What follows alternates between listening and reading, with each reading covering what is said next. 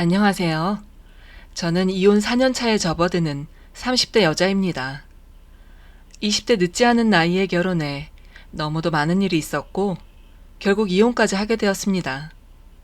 이혼 이유는 본인만 알고 배려할 줄 모르는 남편과 시가 식구들의 지나친 간섭 때문이었습니다. 저를 나랑 같이 사는 돈 벌어오는 여자 정도로 여기던 남편과 시가 식구들과 뒤도 안 돌아보고 이혼한 게 4년 정도 지났어요. 지금은 저와 너무 뜻도 잘 맞고 배려심 있는 남자친구와 만나고 있고 몇 달 후면 재혼을 앞두고 있습니다. 이제 새로운 출발을 앞두고 그간의 사건들을 여러분께 들려드리며 제 감정을 정리해보려 합니다. 전 제가 중학생일 때 아버지가 돌아가신 후 홀어머니 아래서 자랐습니다. 아빠가 돌아가신 후 저희 가정은 생활이 넉넉한 적이 한 번도 없었지만 마음만은 행복하게 살았습니다. 전 아직까지도 이게 다 저희 엄마 덕분이라고 믿고 있어요. 엄마는 동네 어귀에서 반찬 가게를 하셔 생계를 유지하셨는데 홀로 가장의 책임을 지며 힘드신 가운데서도 늘 긍정적인 점을 찾아 초점을 두셨죠. 아빠가 안 계신 저와 제 동생들이 밝게 성장할 수 있도록 엄마의 말로 다 할 수 없는 희생과 노력에 지금도 감사하게 생각하고 있어요. 저는 고교 졸업 후에 한 꽃가게에서 보조로 사회생활을 처음 시작하였습니다. 꽃장식을 하고 고객을 응대하는 일이었는데 워낙 꽃을 좋아했고 성격이 상냥했던 터라 제 적성에도 잘 맞았어요. 얼마 안 지나 저는 동인천 지역에서 자그마한 꽃가게를 차리게 되었습니다. 남편은 저의 단골 고객 중 하나였던 한 레스토랑의 매니저였죠. 남편이 일하던 직장은 이탈리아 레스토랑으로 규모가 꽤 되어 주기적으로 테이블 장식과 홀 안에 꽃장식을 바꾸어주는 일을 제 가게에서 하고 있었거든요. 처음엔 일 관계 때문에 자주 만났지만 어느 날 남편은 저를 처음 만났을 때부터 마음이 있었다며 데이트를 신청해 왔습니다. 저 역시도 남편이 자상하고 따뜻한 사람이라고 생각되어 데이트 신청을 받아들여 연애를 시작하게 되었어요. 그렇게 연인이 되었고 2년간의 연애 후에 마침내 결혼에 골인하게 되었습니다. 양가 모두 생활이 넉넉하지는 않아 결혼식이며 신혼집이며 손 벌릴 만한 상황이 못 되어 우리는 그동안 모아두었던 돈으로 결혼식을 간소하게 했고 월세로 신혼생활을 시작하게 되었어요. 우리 두 사람은 결혼한 후에 아주 바쁜 나날을 보내고 있었죠. 결혼하면서 계획하였던 대로 둘이 함께 열심히 일해서 월세를 벗어나는 게 가장 큰 목표였고 남편은 직장생활로 또 저는 제 꽃가게 일을 하며 지내고 있었습니다. 결혼하고 처음 얼마간은 바쁘지만 행복하게 잘 지냈습니다. 둘이 사소하게 맞지 않은 부분도 분명 있었지만 서로 양보하고 배려했기에 큰 문제가 되지 않았어요. 그런데 결혼한 지 한 몇 개월 지났을 때였을까요? 자기야, TV 보고 있었어? 나 설거지하는 동안 다용도실에 있는 재활용 쓰레기 정리 좀 하고 버리고 와줘요. 그래 알겠어. 그게 남편의 본래 모습이었는지는 모르지만 남편은 가사 분담에 시들해지기 시작해서 제가 한 몇 번씩 시켜야만 그것도 못마땅한 듯 천천히 일어나 하는 둥 마는 둥 하며 저를 힘들게 하기 시작하더군요. 결혼을 준비하면서 우리 두 사람은 맞벌이 부부인 만큼 집안일을 나누어 하기로 얘기를 했는데 남편은 본인이 애초에 맡아 하기로 했던 청소며 쓰레기 분리수거조차도 제가 말을 몇 번씩 꼭 한 끝에 그것도 대충 해놓아 저는 점점 피곤이 몰려왔죠. 직장이 쉬는 휴일도 예외는 아니었습니다. 자기야, 쓰레기 버리고 청소기 좀 돌려주라.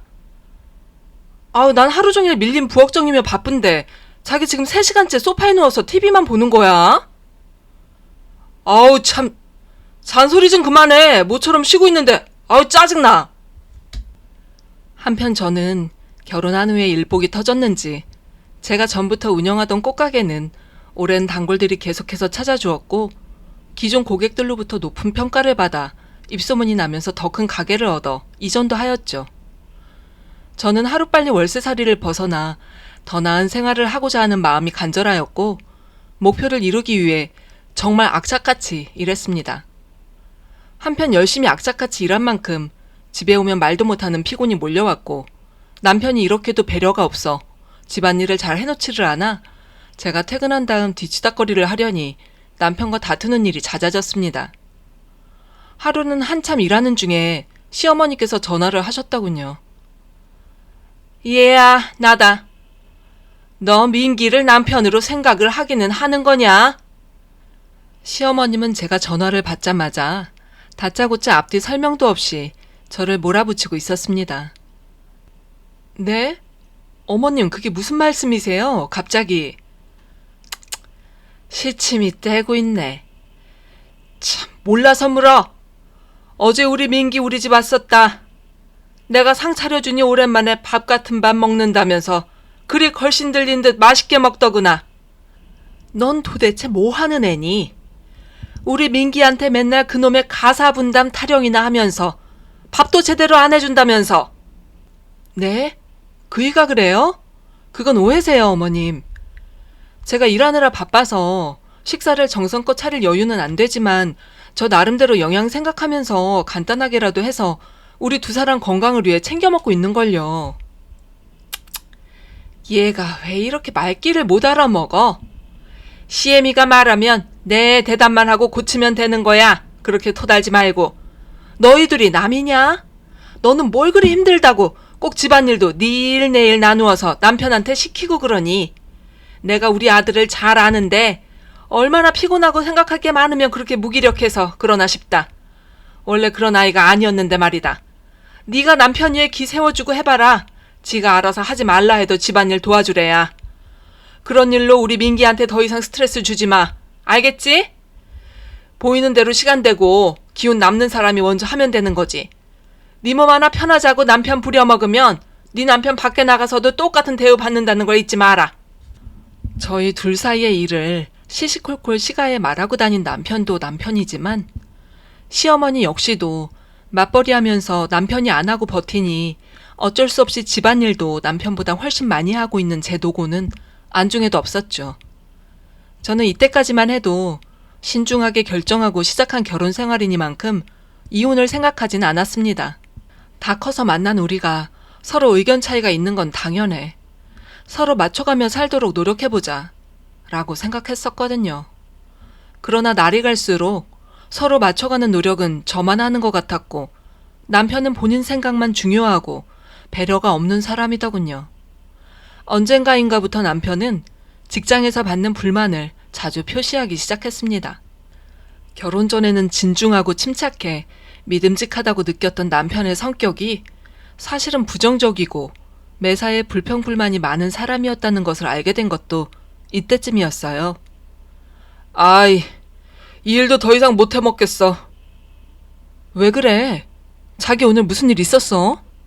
내가 잘못한 것도 아닌데 진상 손님들한테 내가 왜 맨날 비위 맞추고 위쪽에는 사장이라고 조아려야 하고 돈도 얼마 안 주는 것들이 사람을 뭘로 알고 부려먹고 그 지랄들 하는지. 내가 보니까 이렇게 살아서는 미래가 없어. 요즘 봐봐. 자수성가한 사람들 다 하나같이 사업 시작해서 성공한 거지. 내가 이 직장에 평생 있어봐라. 맨날 그 나물에 그 밥이라고. 자기야, 그렇게 스트레스 받으면 차라리 다른 직장을 알아보는 게 어때요? 아니야. 직장 생활 다 거기서 거기야. 조만간 직장 그만두고 작은 식당이라도 열 거야. 아, 그게 무슨 말이야. 지금 돈이 어디 있어서 사업을 시작한다고 그래. 그리고 우리 결혼 전에 한 약속 잊었어?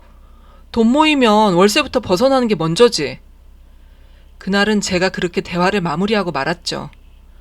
그 후에도 남편은 직장 생활에 대한 불평불만을 자주 터뜨리기는 했지만 새로운 직장을 알아보려는 노력을 한다던가 구체적으로 자신의 삶을 바꾸려는 노력을 하기보다는 항상 말만 앞세우곤 했습니다. 만약에 남편이 사업을 해보고 싶다면서 종잣돈 모아야 하니 절약하는 모습도 보여주고 사업 구상을 위해 발품도 팔고 노력하는 모습을 보여줬다면 저 또한 남편을 응원했을 거고 무리를 해서라도 경제적 지원도 적극적으로 했을 겁니다. 그런데 남편은 입만 열면 사업을 하고 싶네, 직장생활 신물나네 했지만 쉬는 날이면 스트레스 풀어야 한다며 돈 쓰고 노는데 열심이었고 다시 일하는 날이면 불평불만의 연속이었죠.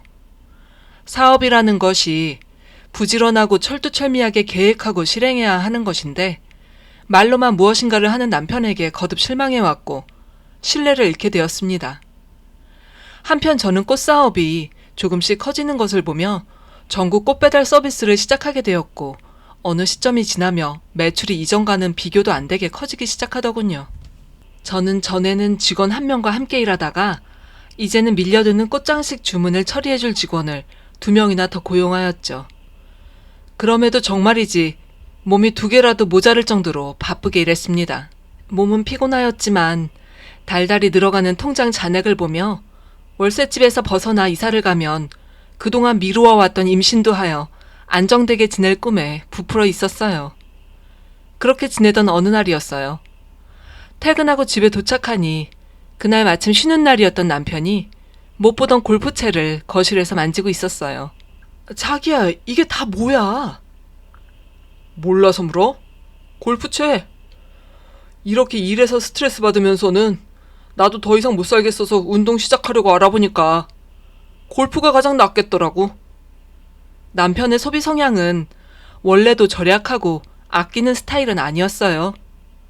남편은 신혼 초부터 핸드폰이며 각종 전자기기, 게임 상품, 의류, 신발 등 신상품이 나오면 관심이 많아 찾아보고는 했고 자신의 빠듯한 월급은 생각도 않는지 저에게 의논도 없이 신용카드로 결제부터 해 저와 다툰 적도 몇 번 있었습니다. 그러던 남편이 얼마 전부터 골프 동영상을 찾아 열심히 보고 있는 것을 저도 알고는 있었지만 설마 이렇게 자신 한 달 월급을 훌쩍 넘어서는 골프채 풀세트를 살 거라고는 생각하지 못했어요. 그것도 저랑 상의 한마디도 없이 말이죠. 그런데 자신이 직장에서 너무 스트레스를 많이 받으니 골프라도 치며 풀어줘야 한다는 거였습니다. 직장에서 받는 스트레스는 이해한다고 해도 그걸 꼭 골프로 풀어야 한답니까? 본인의 처지는 생각도 안 하고요. 우리 형편에 맞게 스트레스 풀 방법도 분명 많을 텐데 저한테는 묻지도 않고 수백만 원짜리 골프 세트를 사와 거실에 펼치고 앉아있는 남편에게 너무도 화가 났습니다. 당신 왜 이러니? 돈이 어디 있어서 우리 형편에 골프 세트가 웬 말이냐고. 그것도 나한테 한마디 상의도 없이. 돈이 왜 없어? 우리 계좌 확인해보니까 그동안 우리가 참 열심히도 살았더라. 우리 이젠 전처럼 너무 아끼고 궁상 떨고 살지 않아도 되겠더라고. 그 돈 우리 전세자금 하려고 모으고 있는 돈인 거 당신도 알잖아. 이거 골프채 가져다가 환불해. 나 월세 벗어나 보겠다고 아등바등 일하면서 점심값도 아끼려고 도시락 싸들고 다니면서 일한다고. 우리 부부 아니야? 왜 나만 이렇게 매번 혼자 노력해야 하고 당신이 안 따라줘서 기운 빠져야 하냐고. 아이씨, 그 돈 네가 혼자 벌었냐? 너 말 잘했어. 우리 부부 아니야? 네가 요즘 돈 좀 전보다 번다고 남편 알기를 뭘로 하나 본데 내 통장에 있는 돈 내가 왜 못 써? 뭐 그렇게 대단한 거 산다고. 내가 매번 너한테 뭐 살 때마다 허락받아야 돼? 그리고 뭐? 내가 너를 왜 따라줘야 하는데? 네가 우리 집 이끄는 가장이야? 나 이거 환불 안 해. 그렇게 알라고. 저는 어이가 없다 못해 황당했습니다. 사실 결혼 후 1년 동안은 통장 잔고가 항상 마이너스였어요. 각자 결혼 전 모아두었던 돈은 결혼식 준비에 모두 썼고 월세로 시작해 최소한의 신혼 살림만 구비해 결혼할 당시 빚이 있거나 했던 건 아니었어요.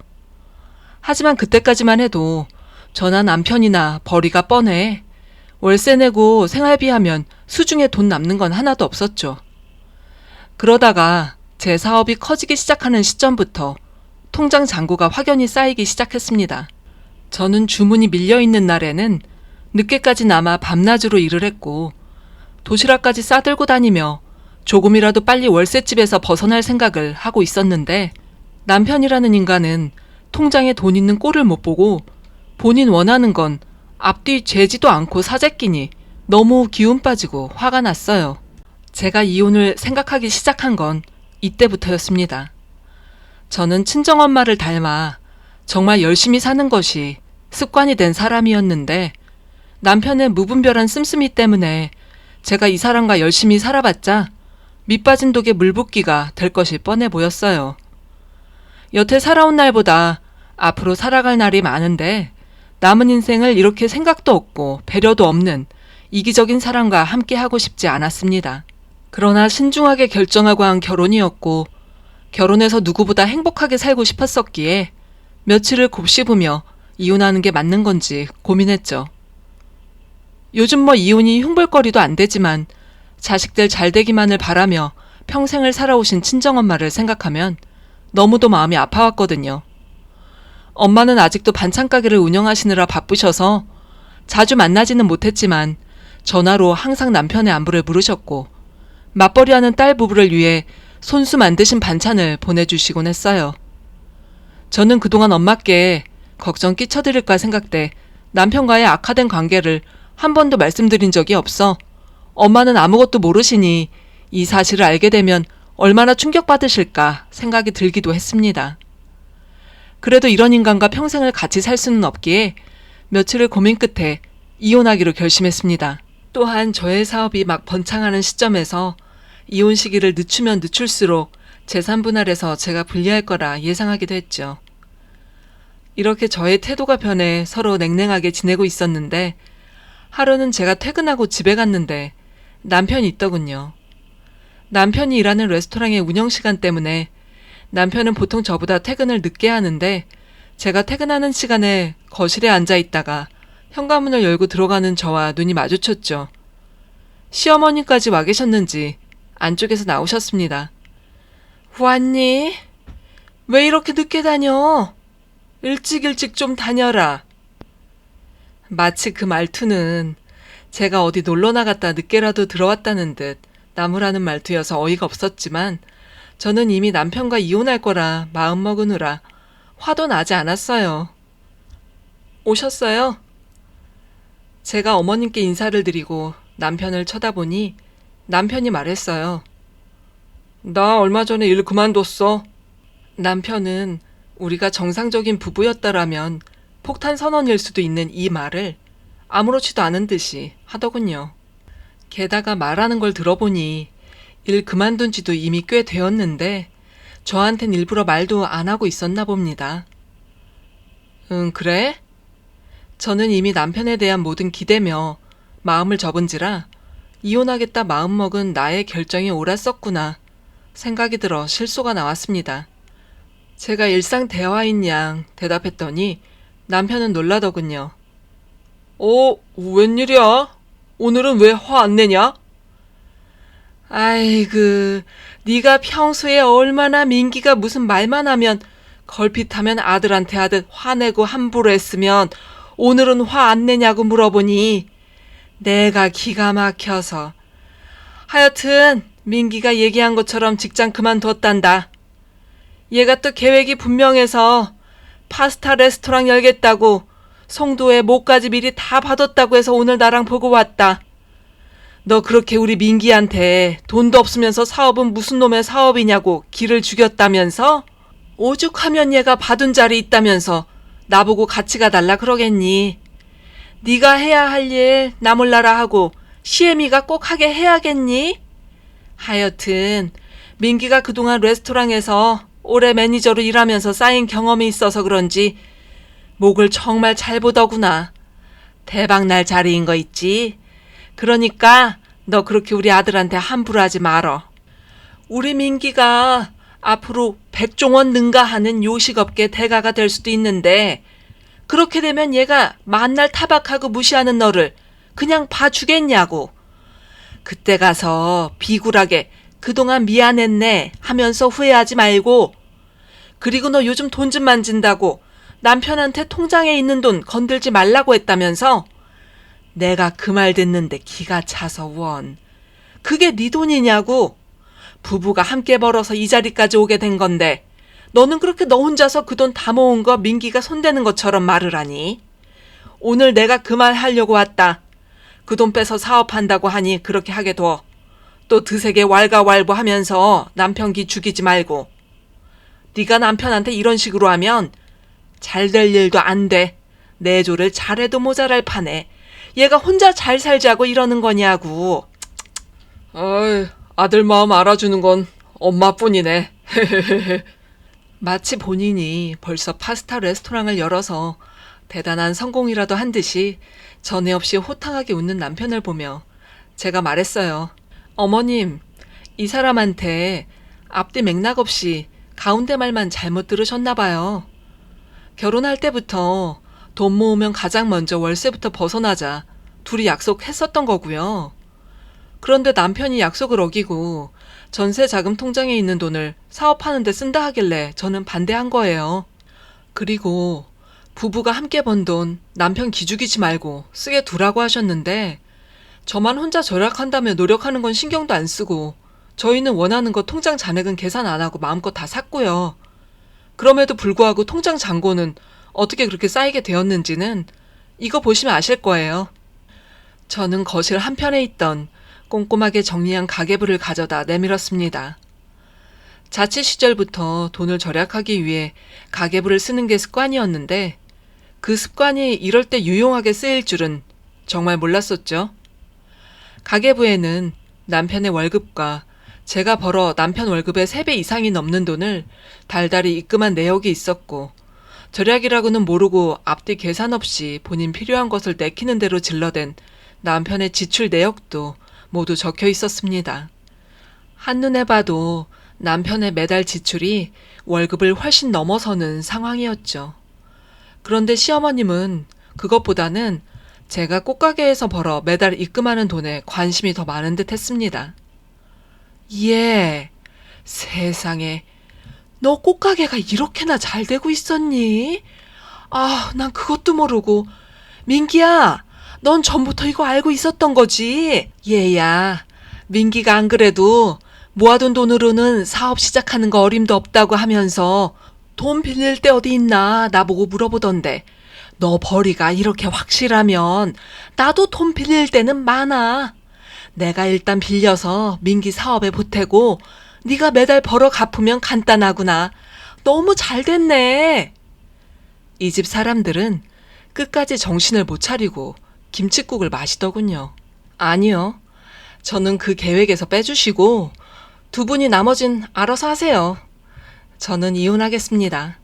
저랑 저 사람은 바라보는 바가 달라도 너무 달라서 더 이상 함께 하지 못하겠어요.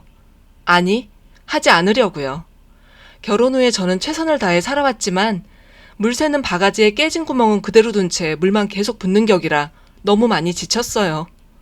그리고 남편이 입만 열면 불평불만이라 저도 기운이 빠지고 제가 열심히 살아야 할 동기부여에도 부정적인 영향 끼치고 있는 것도 이쯤에서 그만하려고 해요.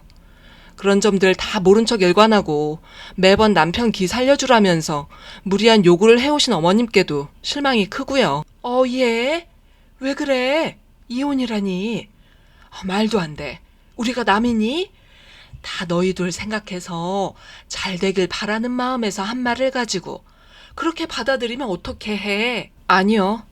어머님 한 번도 제 입장에서 생각해 주시고 저한테 수고한다 진심으로 따뜻한 말 한마디 하신 적 없으세요. 맞벌이가 벼슬이냐며 남편 밥 잘 차려 먹이라고요? 집안일도 남편 스트레스 받으니 시키지 말라며 밤낮으로 일하는 저한테 무리한 요구를 아무렇지도 않게 하셨죠.